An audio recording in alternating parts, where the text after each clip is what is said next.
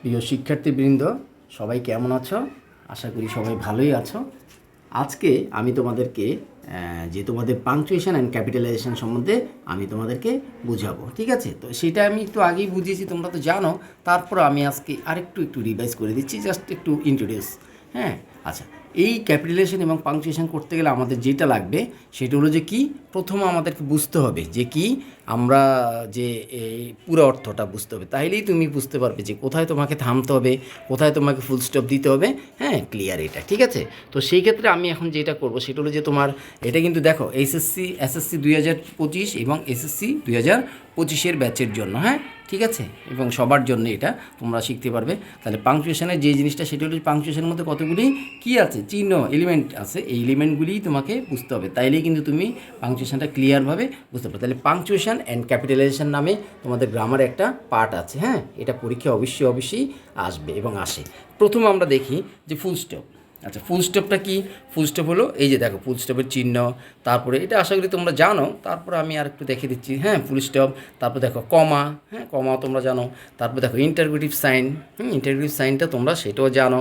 তারপরে কি, হ্যাঁ, এক্সক্লামেটরি সাইন, এক্সক্লামেটরি মানে আশ্চর্যবোধক চিহ্ন, যেটা সেটা হলো যে এই যে দেখো এটা। তারপরে কি কোলন, কোলন মানে দেখো উপরে দুইটা ডট ডট, হ্যাঁ। তারপরে সেমিকোলন, সেমিকোলনের উপরে একটা ডট, নিচে কমা, এটাই সেমিকোলন।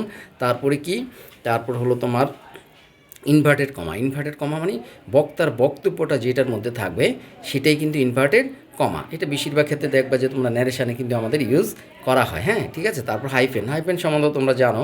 তারপরে দেখো কি আছে, অ্যাপোস্ট্রফি। অ্যাপোস্ট্রফি কি? অ্যাপোস্ট্রফি মানে উপরে দেখো একটা শুধু কি চিহ্ন, এই যে দেখো এটা কিন্তু অ্যাপোস্ট্রফি, হ্যাঁ, ঠিক আছে?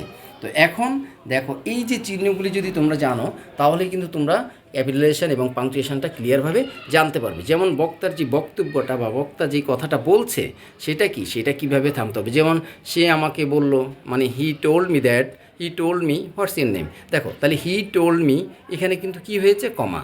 তারপরে হোয়াটস ইউর নেম মানে কি, বক্তার কথাটি সে আমাকে কিন্তু বলছে হোয়াটস ইউর নেম, তাহলে এই হোয়াটস ইউর নেমটা কিন্তু ইনভার্টেড কমার মধ্যে চলে আসবে, ঠিক আছে? তারপর পুরো একটা গল্পের আকার একটা ছোটো একটা আর্টিকেল তোমাকে দিয়ে দিবে, এখানে কোথায় কোথায় তোমার থামতে হবে এটা কিন্তু তুমি নিজেই কিন্তু বুঝতে পারবে, ঠিক আছে?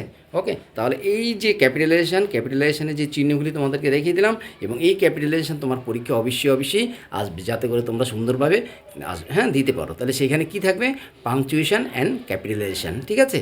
ছোট্ট একটা আর্টিকেল দেওয়া থাকবে, এই সেন্টেন্সগুলি তোমাকে গুছিয়ে লিখতে হবে, ঠিক আছে? তো আর ক্লাসে তো আমি বাকিটা তোমাকে থেকে বুঝাবোই, এটা সবার জন্য, হ্যাঁ, ঠিক আছে? ভালো থেকো সবাই।